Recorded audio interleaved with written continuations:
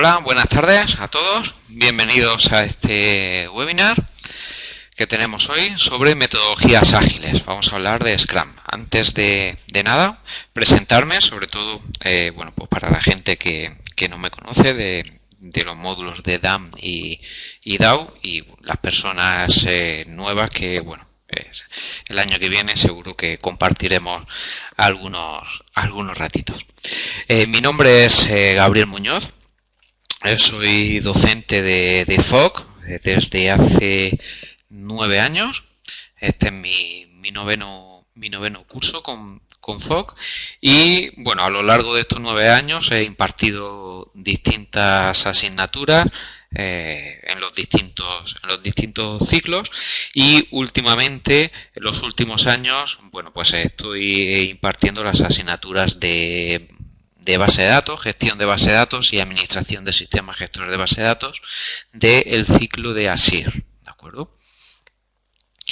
La idea del webinar de hoy es hablar, un tema un poquito diferente al perfil de ASIR. Vamos a hablar de metodologías ágiles que tan de moda están últimamente, ¿de acuerdo? Sí es cierto que es un tema más orientado a programación, pero bueno, podemos implementarlo como metodología de trabajo y podemos adaptarlo en cualquier ámbito, ¿de acuerdo? Este webinar vamos a hacerlo en 2 partes, esta semana y la próxima semana, el próximo jueves, ¿de acuerdo? Hoy vamos a hacer una visión general de qué son las metodologías ágiles y qué es Scrum. Vamos a tener una visión general de Scrum, y la próxima semana lo dedicaremos a ver de forma más detallada por los distintos actores y los distintos elementos que trabajan en una metodología Scrum. Como ya sabéis, la mayoría de vosotros, estas clases nos gustan que sean interactivas, que participéis en la medida de lo posible. Por lo tanto, si tenéis que hacer cualquier comentario o tenéis cualquier duda, tenéis la opción de escribirlo en el chat, y conforme lo vaya leyendo y pueda ir contestando, lo vamos contestando, o podéis levantar la mano, y si tenéis micrófono os puedo pasar el turno de palabra y hacer la pregunta. Yo siempre recomiendo, si es posible, que lo hagáis con micrófono. A lo mejor para hoy no, pero para los alumnos que os vayáis a matricular para el año que viene, le da mucha más agilidad a la clase tener micrófono y poder hacer las preguntas. Es mucho más ágil que escribir a través del chat, ¿de acuerdo? Así que nada, vamos a comenzar con este webinar.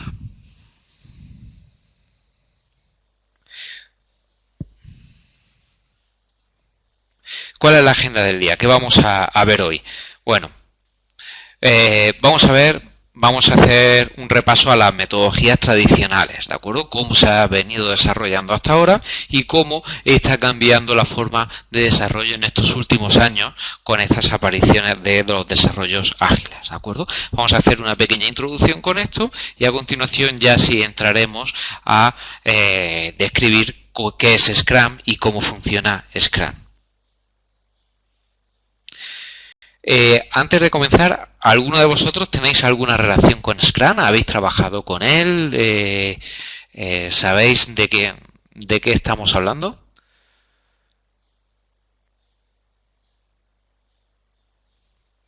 Vale, de acuerdo. Entonces, excepto Alejandro, que sí ha estado trabajando con él, pues los demás no tenemos. Vale, pues vamos a ir hablando con él, ¿de acuerdo?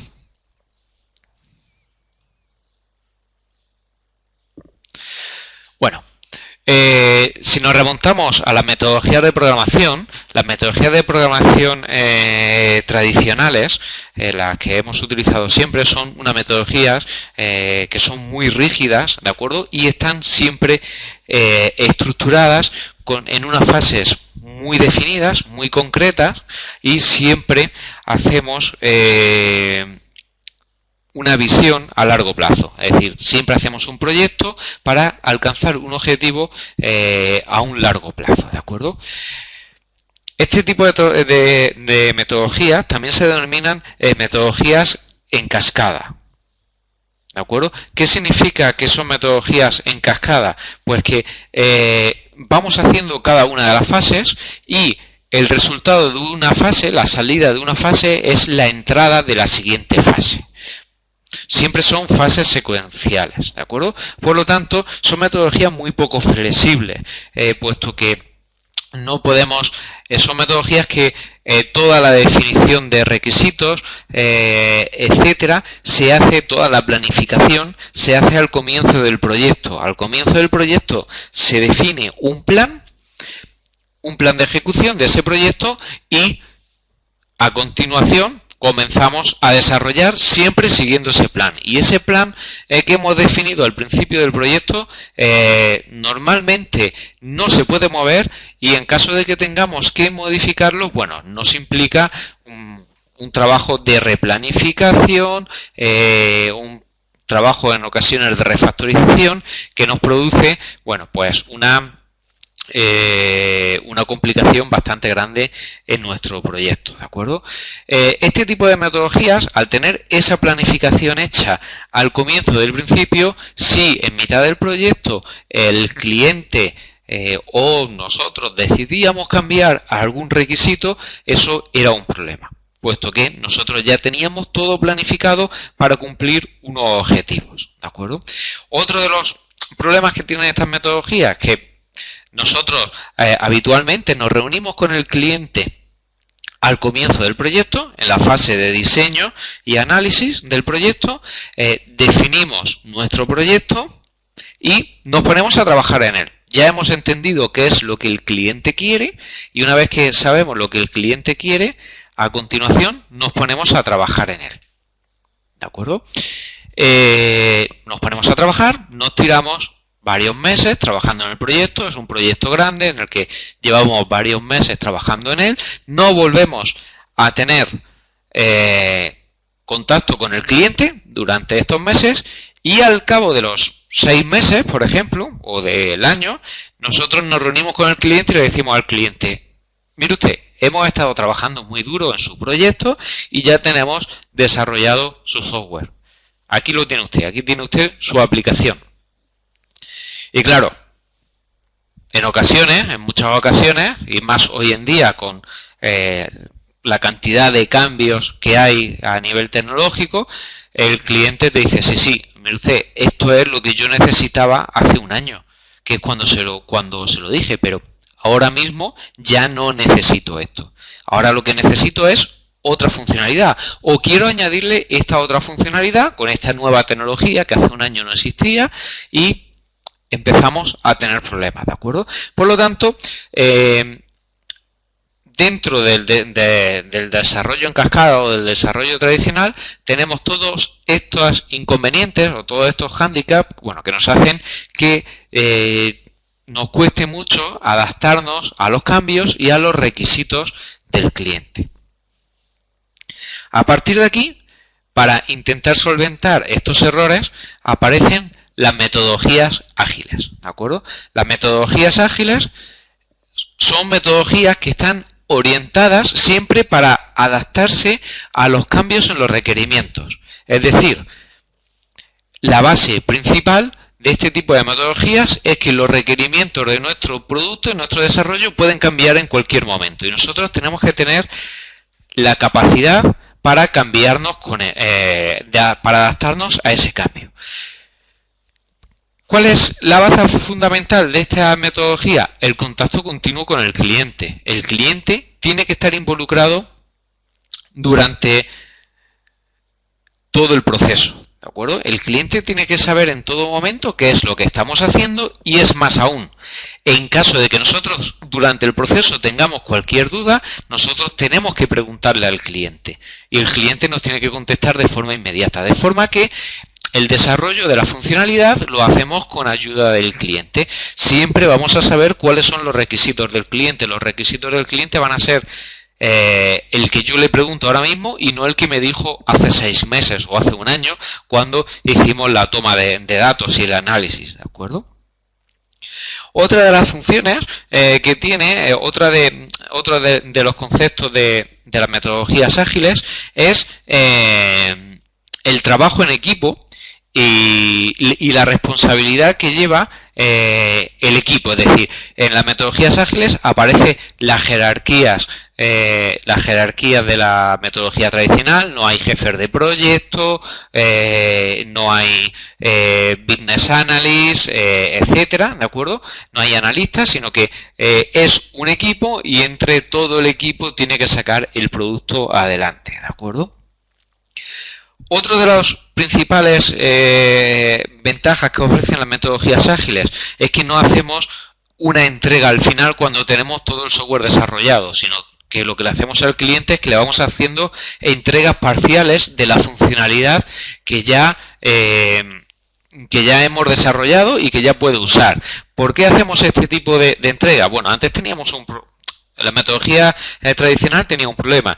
Yo me tiraba un año haciendo un desarrollo, yo ese desarrollo se lo entregaba al cliente y el cliente cuando veía el desarrollo, al cabo del año, te decía, bueno, sí, yo te había pedido una pantalla para dar de alta a socios y tú me has hecho la pantalla de color rojo, pero es que yo quería la pantalla de color amarillo y yo quería que el botón, no sé, el botón de alta de socio, en lugar de estar en la esquina de abajo, estuviera en la esquina de arriba y además que tuviera no sé qué, pero claro, como tú no le has ido enseñando al cliente tu producto, no le has ido haciendo entregas parciales de tu producto, al final le haces la entrega total del producto y todas esas cosas no puedes cambiarlas. Si tú le vas haciendo entregas parciales del producto al cliente, el cliente va viendo cómo es la aplicación, cómo va evolucionando y todas esas mejoras, ¿de acuerdo? O todos esos requisitos del cliente puedes ir adaptándolos en el momento en el que estás haciendo el desarrollo, ¿de acuerdo? Por lo tanto, aquí entra también el adaptarse a los requerimientos cambiantes del cliente o que no están bien definidos por completo. El cliente nos pidió una pantalla de alta de socios, pero en ningún momento nos dijo que la quería de color amarillo. Yo la he creado de color rojo porque me gustaba o porque pensaba que era el correcto, ¿de acuerdo? Por lo tanto, todo este tipo de cosas también las solventamos, ¿de acuerdo? Y en este tipo de metodologías, al contrario que en la metodología ágil, al contrario que en la metodología tradicional, como sabéis, en la metodología tradicional siempre lo que nos ha gustado es tener un proyecto de project con todas las fases del proyecto bien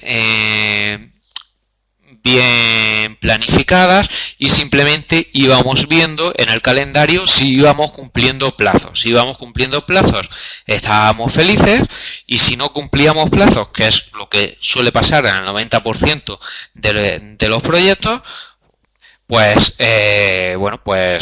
estamos preocupados, estamos estresados, estamos presionando a los desarrolladores porque no programan lo suficiente, etcétera, ¿de acuerdo?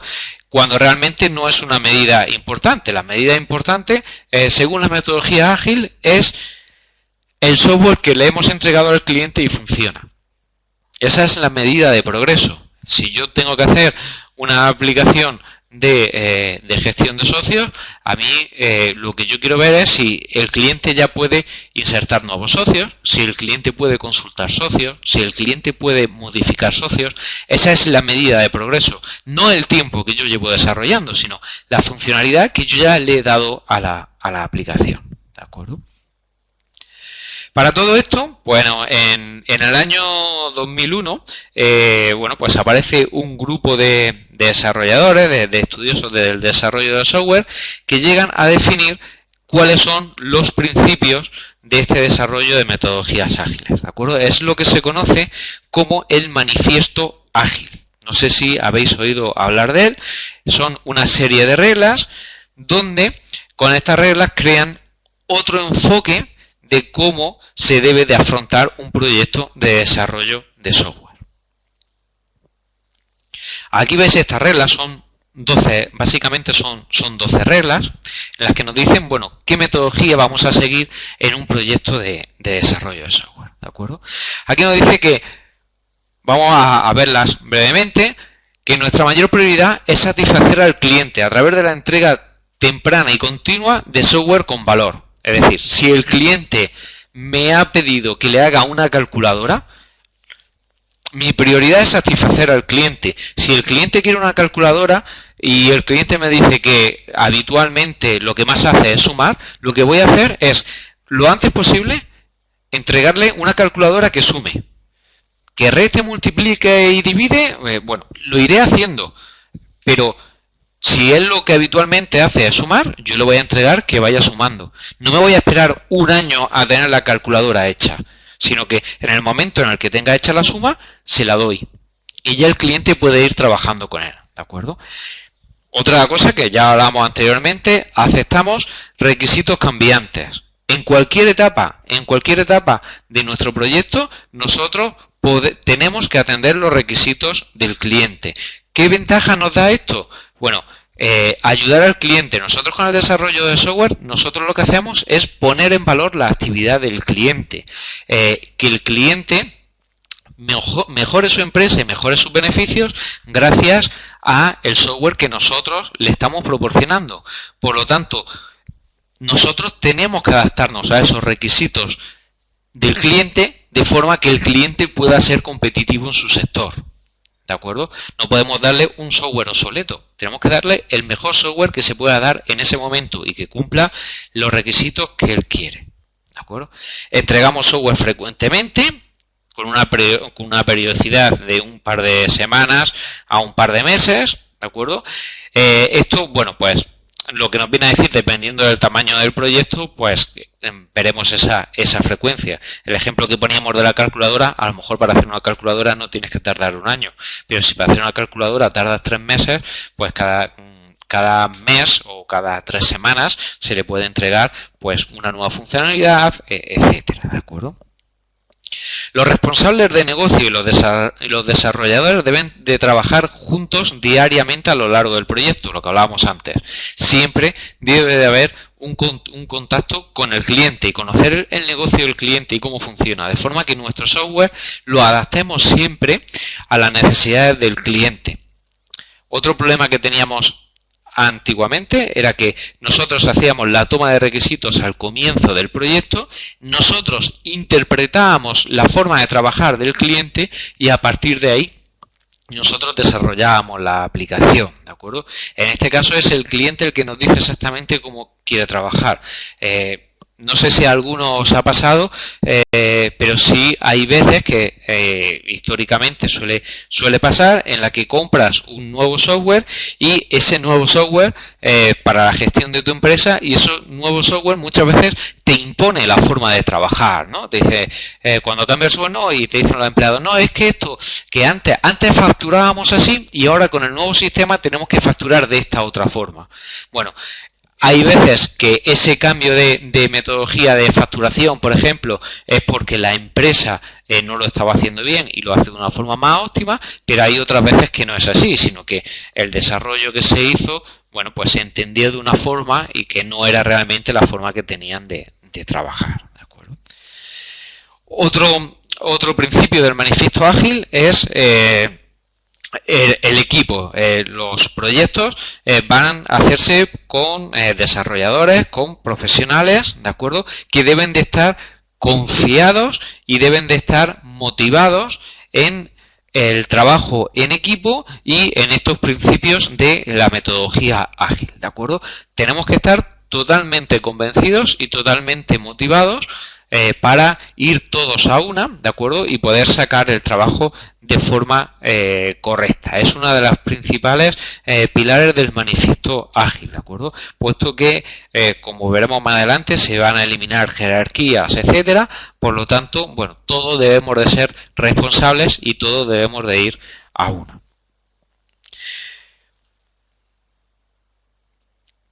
nos dice también que el método más eficiente y efectivo para comunicar la información a un equipo de desarrollo y entre los miembros del mismo es la conversación cara a cara. ¿Qué hace esto? Fomentar las reuniones, ¿de acuerdo? Fomentar las reuniones que, como ya veremos más adelante, tenemos luego que tendremos, ya lo veremos en la próxima sesión, lo vamos a ver, estas reuniones tenemos que acotarlas, ¿de acuerdo? Tienen que ser reuniones realmente útiles.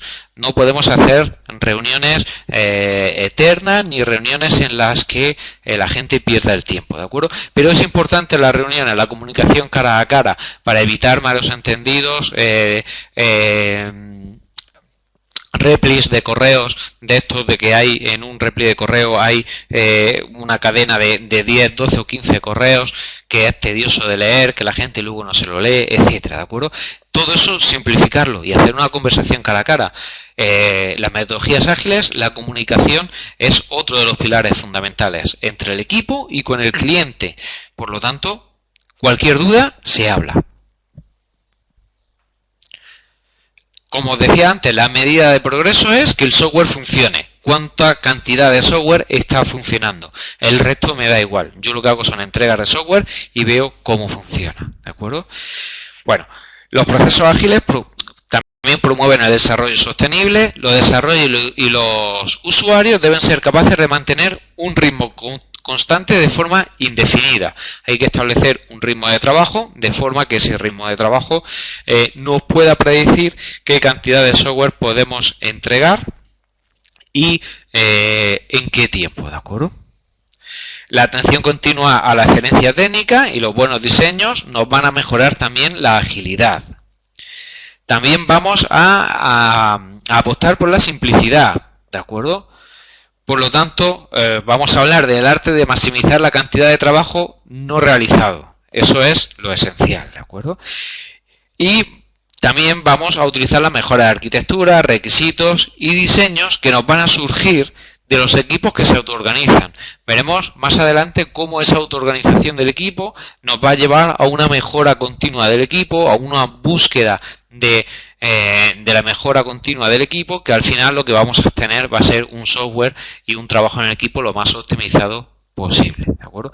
Para ello, en este último punto, nos dice que los equipos de forma regular, bueno, pues van a tener sesiones de reflexión donde van a analizar el trabajo que han hecho, cómo va el proyecto y a partir de ahí buscar qué problemas hay, cómo se pueden solucionar, etcétera, para que siempre estemos en mejora continua. Por lo tanto, a modo de resumen, a modo gráfico, aquí tenemos la diferencia entre un proyecto waterfall y un proyecto ágil, ¿de acuerdo? Si vemos aquí esta primera gráfica que vemos aquí, en un proyecto waterfall, ¿de acuerdo? Nosotros hablamos con el cliente, cogemos la toma de datos y a partir de ahí nosotros empezamos a desarrollar, hasta que terminamos el proyecto. Una vez que terminamos el proyecto, se lo entregamos al cliente y el cliente de repente tiene toda la funcionalidad, ¿de acuerdo?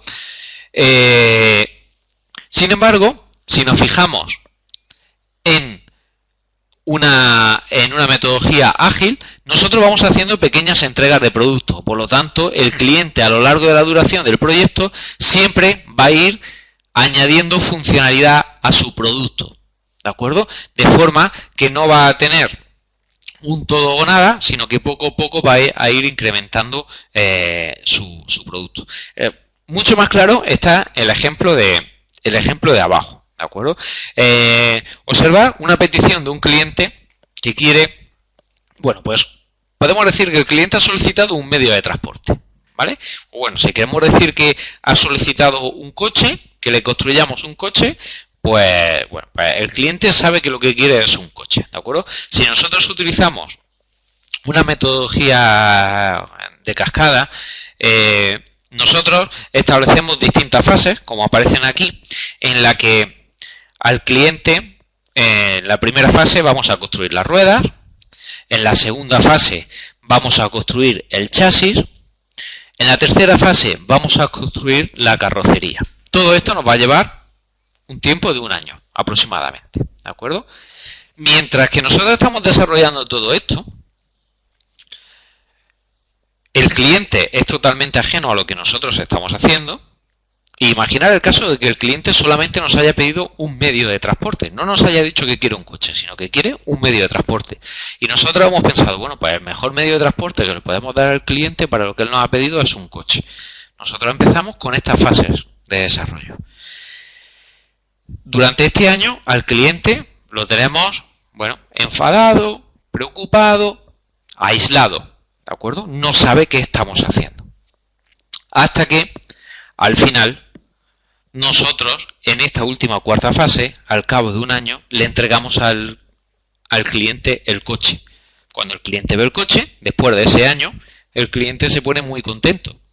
Siempre y cuando el cliente haya pedido un coche. A lo mejor el cliente lo que había pedido era una moto, porque un medio de transporte, pero no había dicho cuál. Y a lo mejor le venía mejor una moto para moverse por la ciudad. Pero nosotros hemos pensado que la mejor opción era un coche, por lo tanto le hemos entregado un coche. Pensamos que la opción buena, si hemos acertado, el cliente lo tendremos contento. Ahora, a lo mejor el cliente ahora te dice, bueno, un coche, pero es que para ir por ciudad el coche no me va bien. Aquí tendríamos un problema. No podemos construir una moto, no podemos echar fases hacia atrás, porque nosotros tendríamos que deshacer todo, porque es que resulta que nosotros desde la fase 2 que ya hicimos el chasis del coche, imaginar para hacer una moto, lo que tendríamos que volver a echar para atrás, ¿de acuerdo? Ahí tendríamos un problema. Ahora, el cliente con una metodología ágil nos pide un medio de transporte, ¿vale? Y a mí se me ocurre, bueno, pues un medio de transporte, ¿qué es lo primero que le puedo dar al cliente para que se mueva? Pues en la primera fase le doy un monopatín que tardo un mes en hacerlo. Y a partir de ese mes, el cliente ya puede empezar a desplazarse, ¿de acuerdo? Más lento, más rápido, pero el cliente ya puede empezar a desplazarse. Pero además de desplazarse puede empezar a probarlo. Y ahora cuando el cliente está con el monopatín te dice, va muy bien el monopatín, pero mira, yo soy muy patoso y yo necesito tener un manillar para poder dirigirlo porque yo no tengo equilibrio para esto. Bueno, pues seguimos evolucionando ese monopatín y le ponemos un manillar. Y cuando tenemos ese monopatín con manillar, es no sé, no recuerdo ahora mismo cómo se llama, ¿no? No sé cómo se llama, un triciclo de estos, ¿no? Si lo podemos dar al cliente y el cliente puede seguir desplazándose, ¿de acuerdo? Y puede seguir usándolo desde el principio. A partir de ahí podemos evolucionar a una bicicleta. Le podemos dar una bicicleta que ya tiene mayor funcionalidad, puede ir más rápido, puede recorrer distancias más largas, etcétera. ¿De acuerdo? A partir de ahí el cliente la verá, la probará y dirá, bueno, pues la bicicleta me gusta, pero es que resulta que la bicicleta me canso porque no tengo fondos físicos. Mira, ¿sería posible meterle a esto un motor? Pues claro que sí. A partir de aquí, lo que le metemos es un motor y entonces con ese motor lo que hacemos es que ya realmente lo que tienes es una moto, ¿vale? El cliente tiene su moto, está funcionando con su moto y va bien. Lo que pasa es que el cliente se da cuenta de que, bueno, que la moto tiene sus cosas porque cuando en el invierno cuando llueve, pues se moja y no puede usar la moto y no es tan segura como un coche, ¿de acuerdo? Pero aún así se ha ido desplazando, ¿de acuerdo? Por lo tanto, hasta que nosotros llegamos a la fase final de construir el coche, de tener su coche, ¿de acuerdo? Por supuesto, todas estas fases van reutilizando lo que ya teníamos antes, ¿de acuerdo? Todo el desarrollo que teníamos antes lo vamos reutilizando y lo vamos adaptando, por lo tanto no estamos desarrollando cosas distintas. La diferencia, como veis, es que aquí tenemos al cliente contento de principio a final, mientras que en el waterfall solamente podemos tener al cliente contento al final. Pero es más, lo vamos a tener contento del principio al final y nos vamos a asegurar que la satisfacción que va a tener el cliente al final va a ser el 100%, porque durante todo el proceso ha estado dando su opinión y ha estado dando todo su feedback. Por lo tanto, lo que va a recibir es lo que realmente espera. No, Sergio, Sergio pregunta por el chat que si lo que estamos haciendo en En el vertical podríamos decir que el monopatín sería la fase 1 del software ya funcional, y la fase de las 2 a las 5 serían parches o actualizaciones. No, son entregas parciales del producto. ¿De acuerdo? Serían entregas parciales del producto. Realmente nosotros no tendríamos la versión de nuestro producto. La versión de nuestro producto sería la versión, podríamos llamarlo, la versión coche 1.0, ¿de acuerdo? La fase 5 sería la versión coche 1.0, pero nosotros lo que le vamos a ir entregando en medio son pequeñas funcionalidades, ¿de acuerdo? Nosotros al cliente, el proyecto no va a estar terminado hasta que no tengamos el coche, pero mientras tanto, todo aquello que ya tengamos hecho y el cliente pueda ir usándolo, se lo vamos a ir dando. ¿Para qué quiero tenerlo yo almacenado y guardado esperando el último día si el cliente ya puede usarlo? Pues yo se lo voy dando al cliente. Son pre-release, se llaman, ¿de acuerdo? Son pre-release que le hacemos al cliente, que son pequeños incrementos del software. No son ni actualizaciones ni parches.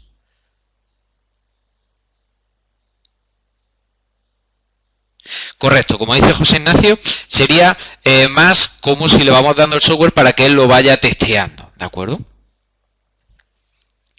Luego, sobre las actualizaciones y parches, bueno, se podría hablar tendidamente, puesto que, bueno, últimamente también está cambiando esa metodología, donde sí está cambiando ese concepto, donde las actualizaciones ya se incluyen en nuevas funcionalidades, que antiguamente las actualizaciones no suelen incluir nuevas funcionalidades, sino que corrigen, etcétera, ¿de acuerdo? Pero bueno, ese sería otro tema. Sí, correcto. Sería por peticiones de servicios. ¿De acuerdo? Por lo tanto, ¿cuál es la diferencia que tenemos entre la metodología ágil y la clásica? Bueno, en este caso, en la metodología ágil, lo importante son los individuos y su interacción, cómo se relacionan entre ellos, respecto a lo que teníamos en las clásicas, que lo importante eran los procesos y las herramientas, ¿de acuerdo? Aquí lo importante en la metodología ágil es que el software funciona, demostrar que el software funciona, no hacer documentación exhaustiva. Aquí, en el desarrollo ágil, los procesos tienen que estar documentados, por supuesto, pero no es el foco. En las metodologías tradicionales, la documentación del desarrollo era muy importante. Aquí no lo es tanto, ¿de acuerdo? La colaboración del cliente es mucho más importante que la negociación contractual que se hacía al comienzo del proyecto respecto a los clásicos. Y la respuesta al cambio, sobre todo. Por eso metodología ágil, la respuesta al cambio. Es más importante adaptarnos a los requisitos del cliente que seguir un plan. No tenemos un plan, tenemos un plan trazado, pero ese plan se puede cambiar en cualquier momento. ¿De acuerdo? Por lo tanto, con esta nueva filosofía desaparece la jerarquía que teníamos antes, ¿de acuerdo? Ya no se trabaja en un sistema jerárquico, sino que pasamos a un sistema participativo y colaborativo, con un trabajo en equipo. Ya no tenemos jefes de proyectos, ¿de acuerdo? No tenemos directores de proyectos, etcétera. Ahora pasamos a un trabajo en equipo, donde los nuevos roles que tenemos serán el Product Owner, el Scrum Master y el equipo de desarrollo. Serán esos tres roles. Veremos más adelante cuáles son las funcionalidades de esos tres roles, pero veremos que no hay una jerarquía tan clara como había antes. Metodología Scrum. Vamos a centrarnos ahora en metodología Scrum, ¿de acuerdo? La metodología Scrum, como ya podéis imaginar, es una metodología ágil que aplicada al desarrollo de software, pero como os decía al comienzo, también podemos aplicarla a otras áreas si lo deseamos, ¿de acuerdo? Esta metodología se compone de equipos multidisciplinares, es decir, cada miembro del equipo debe ser capaz de realizar todo el proceso, casi todo el proceso, ¿de acuerdo? Scrum viene del Ruby, del término de Ruby, de cuando todo el equipo avanza, como veis en la imagen, cuando hacen un corro, una melee de estas, ¿no? Y van avanzando con la pelota en medio para conseguir un objetivo. De ahí es de donde viene, ¿de acuerdo? Y Scrum podemos definirlo simplemente como un conjunto de procesos o de buenas prácticas, ¿de acuerdo?, que se apoyan en unos roles específicos. Scrum solamente te dice, bueno, pues cómo tienes que hacer las cosas o qué procesos deberías de seguir, pero a partir de ahí nosotros tenemos que trabajar y tenemos que bueno, adaptarlo a nuestras necesidades, etcétera, ¿de acuerdo? Es una metodología muy utilizada actualmente. Todas las grandes compañías de desarrollo de software hoy en día las están utilizando, ¿de acuerdo? Y bueno, tenéis infinidad de documentación en internet sobre ella. De hecho, hace poco leía un artículo que dentro de Scrum, como veremos ahora después, el rol de Scrum Master es uno de las posiciones que mejor valoradas dentro del mundo de la informática, ¿de acuerdo? Teniendo en cuenta también que el coaching, una posición de coaching a nivel general en una empresa, también es uno de los puestos más requeridos actualmente. Bueno, pues vamos a ver una descripción general de qué es Scrum, ¿de acuerdo? Scrum, bueno, pues lo que se basa es en la automatización de requerimientos usando historias de usuario. En estas historias de usuario lo que quedan reflejadas son las peticiones del cliente. Es decir, todas las características que tiene nuestro software, todas las peticiones que nos hacen este cliente, las definimos en lo que llamamos historias de usuario, ¿de acuerdo? Estas historias de usuario, bueno, pues se crean, se catalogan y se priorizan y se almacenan en un product backlog, en una pila de historias del producto, ¿de acuerdo? Donde la suma de todas esas historias que tengamos aquí en el product backlog será el resultado de nuestra aplicación. La persona encargada de categorizar, catalogar y priorizar estas funcionalidades va a ser, como veremos más adelante, el Product Owner, la persona que haga el rol del Product Owner, ¿de acuerdo? Ya hemos comentado el Product Backlog, ¿de acuerdo? Y una vez que ya tenemos nuestro Product Backlog, tendremos un equipo que va a trabajar en esas historias de usuario, ¿de acuerdo? ¿Cómo lo va a hacer? Bueno, para este equipo va a trabajar en sprints, que se llaman. ¿Qué es sprint? Son periodos de tiempo, dependiendo de la metodología de trabajo, se recomiendan que sean entre 2 y 4 semanas, en las que el equipo se compromete a realizar una parte de las historias de usuario que hay en el Product Backlog, ¿de acuerdo? Estos equipos son equipos multifuncionales, ¿de acuerdo? Donde habrá analistas, tenemos que tener el rol de analista, desarrollador, tester, documentador. Tener el rol, quiero decir que dentro del equipo tienen que hacerse todas esas tareas. No digo con eso que tenga que haber un analista, un desarrollador, un tester y un documentador. Tened en cuenta que son equipos multifuncionales, por lo tanto, cualquier desarrollador podría hacer tareas de testeo, tareas de documentación, de análisis, etcétera, ¿de acuerdo? Todo debe hacerse por todos los miembros del equipo. Durante ese sprint, como ya os digo, se fija ese sprint en un determinado tiempo y el equipo se compromete a realizar una cantidad de historias de usuario. Esa cantidad de historias de usuario las coge del Product Backlog y la mete en el Sprint Backlog, ¿de acuerdo? El Sprint Backlog van a ser el conjunto de historias que hemos sacado del Product Backlog y que nos hemos comprometido a realizar durante este sprint, ¿de acuerdo? De forma que todos los miembros del equipo saben que el trabajo que tienen que realizar es el trabajo que hay planificado en este Sprint Backlog. Y durante esas 3 semanas el equipo no puede hacer otra cosa que no sea el trabajo que hay ahí definido y que está ahí planificado.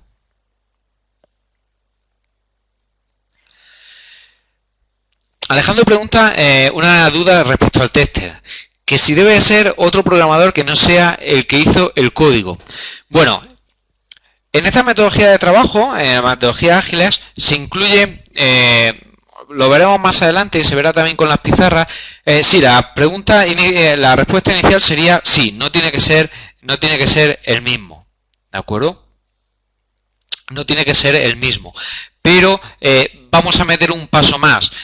Vamos a meter un paso de desarrollo de código, un paso de revisión de código, que otro programador revise el código que ha desarrollado el primer desarrollador, y luego va a haber un proceso de test. Un proceso de test, que ese proceso de test, en la medida de lo posible, vamos a intentar automatizarlo, ¿de acuerdo? Que sean test automáticos, para que realmente sea un testeo real, ¿de acuerdo? Y no sea un testeo subjetivo a lo que al desarrollador se le ocurra, ¿vale?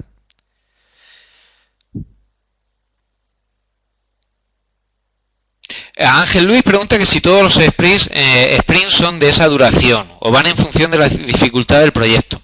Bueno, todos los sprints de un proyecto tienen que ser de la misma duración. Se recomiendan que todos sean de la misma duración. ¿Qué duración debe tener un sprint? Aquí recomendamos entre 2 y 4 semanas. Hay otra definición de sprint, la definición real en la guía de Scrum, te dice que el tamaño de un sprint debe ser el número de días que tu empresa pueda soportar sin que cambien las condiciones. ¿Por qué?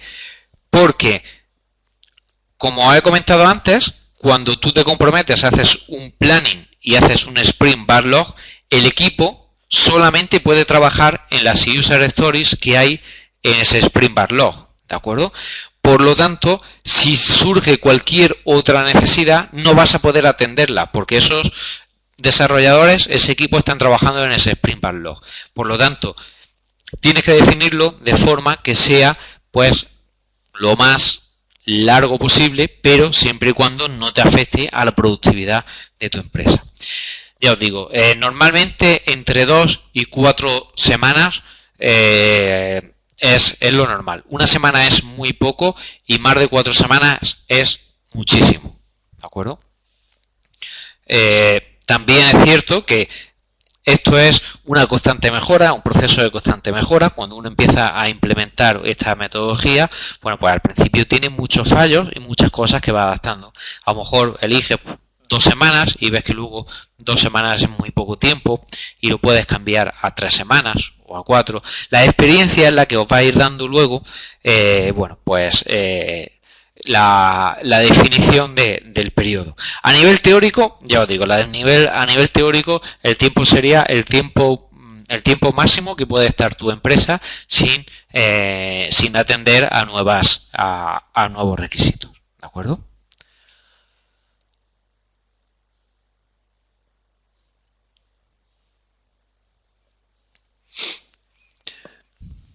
Aquí aparecen, en Scrum tenemos roles específicos, ¿de acuerdo? Dentro de los roles específicos que tenemos, pues tenemos el Product Owner, que ya hemos hablado muy poquito de él, pero ya lo hemos nombrado, que este Product Owner será el encargado del Product Backlog. Tendremos también la figura del Scrum Master, que ahora hablaremos también de ella. Y luego otros elementos importantes de Scrum son las reuniones basándose en lo que hablábamos antes del manifiesto ágil de la comunicación cara a cara. Aquí se fomentan con estas reuniones. Hay definidas distintos tipos de reuniones dentro de Scrum. Reuniones eficaces, reuniones con un objetivo claro, ¿de acuerdo? Hay 3 tipos de reuniones: la Daily Meeting, Sprint Meeting y Sprint Review, que hablaremos de ellas más adelante. Y también tenemos herramientas de control. Vamos a tener una herramienta como el Product Backlog para controlar las historias de usuario de nuestro sistema, el Sprint Backlog para controlar las historias de usuario que tenemos ahora mismo y el Bardown Chart, que bueno, es un diagrama que nos va a mostrar la tendencia dentro de nuestro sprint de cómo vamos trabajando. Este Bardown Chart, bueno, para los puristas de Scrum no es necesario, ¿de acuerdo? Pero sí es cierto que también es muy utilizado. Bueno, vamos a profundizar un poquito en los conceptos que estábamos hablando. No, el Product Owner, ahora lo veremos, el Product Owner es la persona intermedia entre el cliente y el equipo, ¿de acuerdo? Y el cliente no es ajeno al trabajo, el cliente es parte del trabajo, ¿de acuerdo?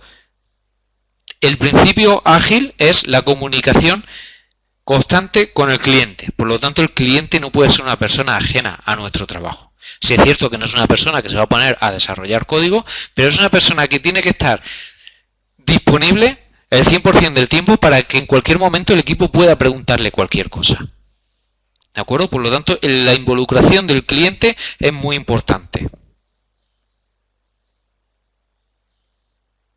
Sí, el Product Owner lo vemos ahora más adelante. Ahora lo vamos a ver con toda su funcionalidad, ¿de acuerdo?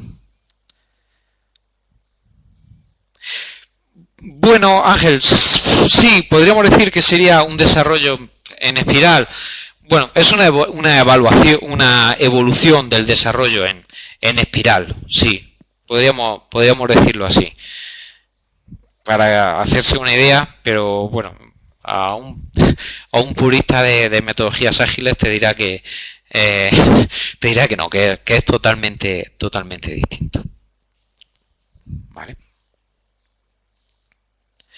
Bueno, las historias de usuario. Hemos hablado que las historias de usuario son los requisitos del cliente, ¿de acuerdo? Son lo que van a lo que van a reflejar cuáles son las peticiones del cliente, ¿de acuerdo? Esta historia de usuario reflejan estos requisitos del cliente y van a ser requisitos funcionales, no técnicos, ¿de acuerdo? En ella, en cada historia de usuario, lo que se indica es lo que el cliente desea y para qué, pero no cómo. Es decir, un ejemplo de historia de usuario es: yo como cliente quiero tener una calculadora que sume 2 números. ¿Vale? Esa sería la historia de usuario. Y tendrá otra historia de usuario que sea: yo quiero una calculadora que pueda restar números. O yo quiero una calculadora que pueda multiplicar o que pueda dividir. O puedo una calculadora que calcule el porcentaje o el logaritmo neperiano, ¿de acuerdo?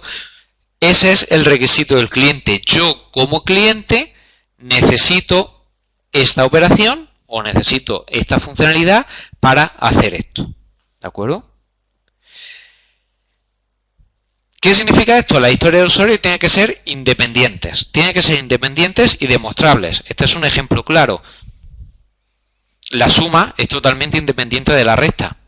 Y yo, cuando termine mi historia de usuario de sumar 2 números, yo puedo demostrar que eso funciona, que si le paso 2 números me va a dar como resultado la suma, ¿vale?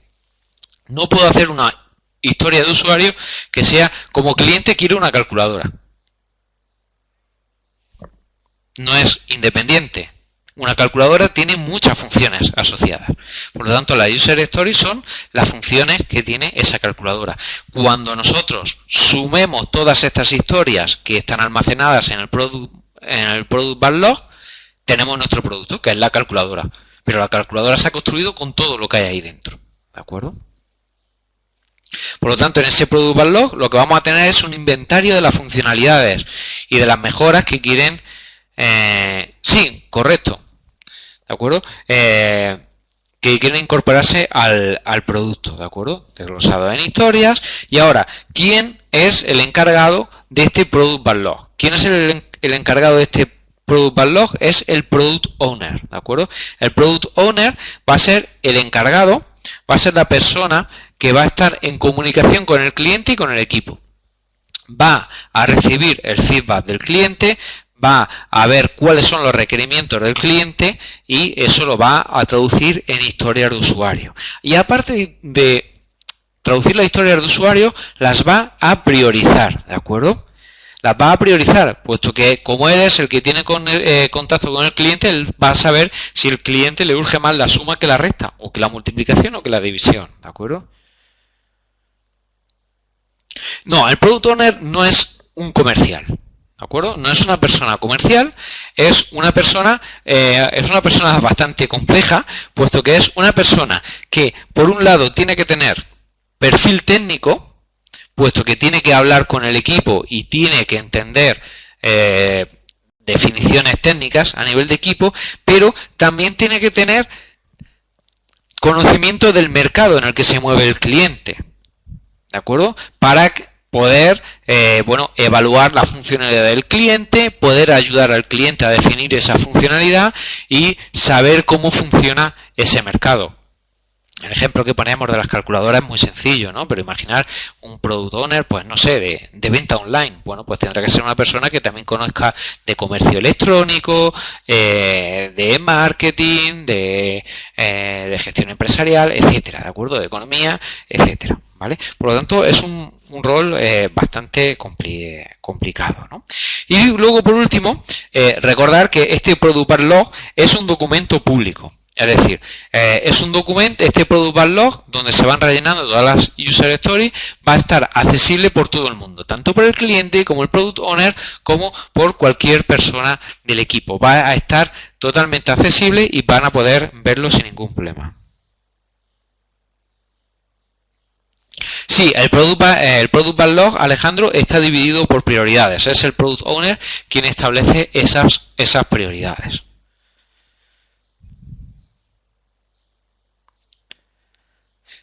Por supuesto, el Product Owner establece esas prioridades con el acuerdo del cliente, ¿de acuerdo? Basándose también en las peticiones del cliente, ¿de acuerdo?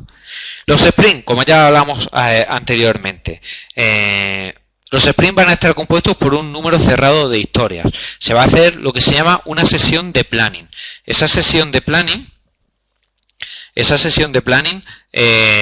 va a tener, se van a definir las historias que se almacenan, que se van a realizar en ese sprint. Ese planning lo van a hacer los propios usuarios, los propios desarrolladores del equipo, ¿de acuerdo?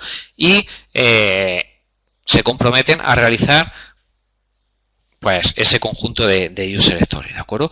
Va a tener una duración de entre 2 o 4 semanas, como hemos hablado anteriormente, y una vez que hemos comenzado no se puede cambiar esa planificación. Durante el sprint solamente se trabaja en el sprint, ¿de acuerdo? Y el resultado se entrega al final de un sprint. Siempre tiene que haber un resultado terminado y operativo, es decir, tiene que estar desarrollado, testeado, documentado, integrado en lo que ya había y, si es posible, pues una beta. Si es potencialmente instalable, una beta.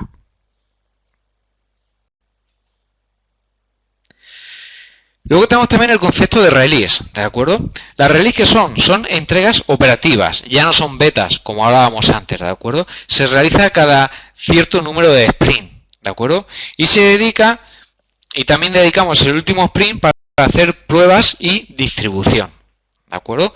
De forma que nosotros vamos a ir entregando distintas versiones de nuestro producto.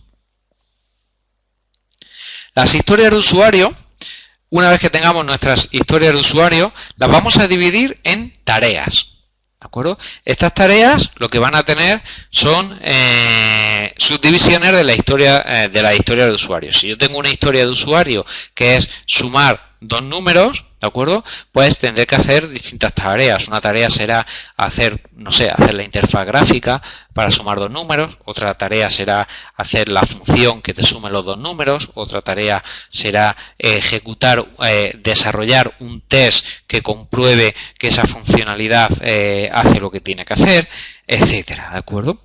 Estas tareas, quien las hace, aquí estas tareas ya sí están definidas a nivel técnico, ¿de acuerdo?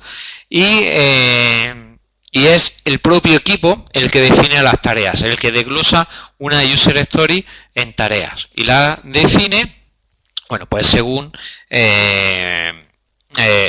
bueno, pues lo que acuerde el equipo, ¿de acuerdo?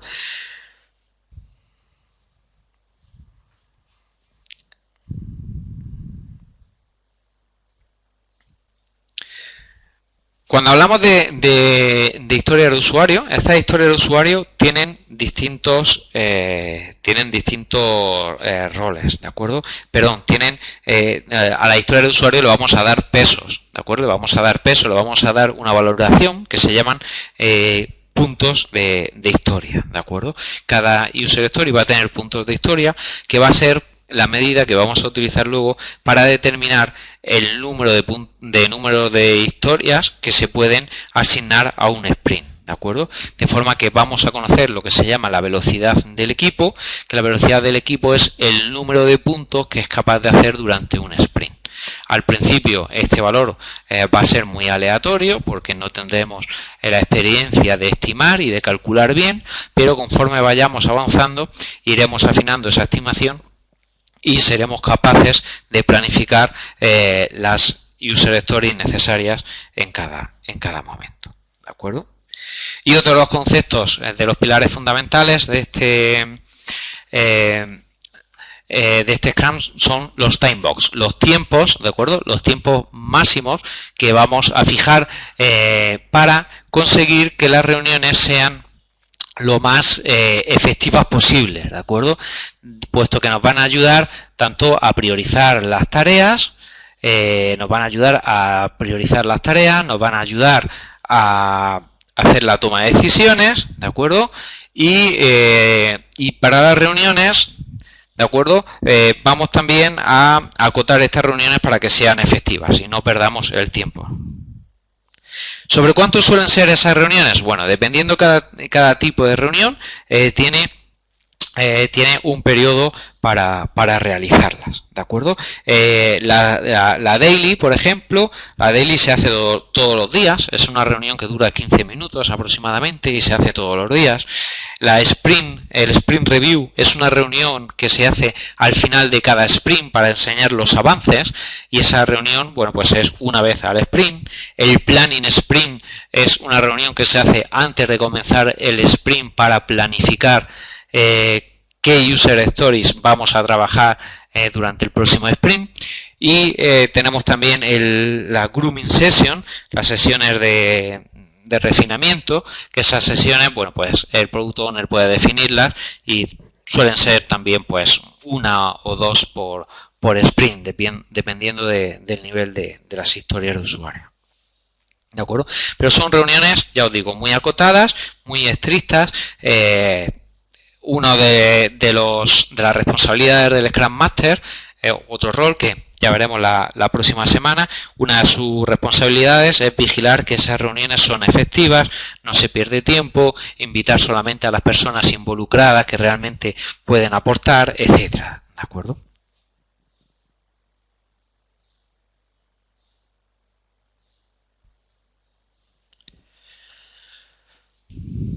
Bueno, ¿alguna duda hasta aquí?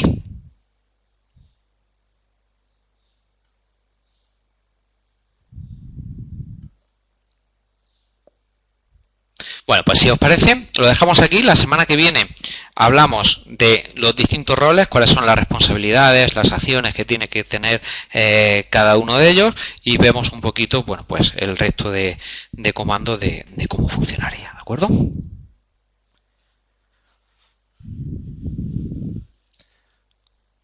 Bueno, pues espero que os haya sido interesante y nos vemos la próxima semana. Recordad que la próxima semana lo haremos el jueves, no el viernes.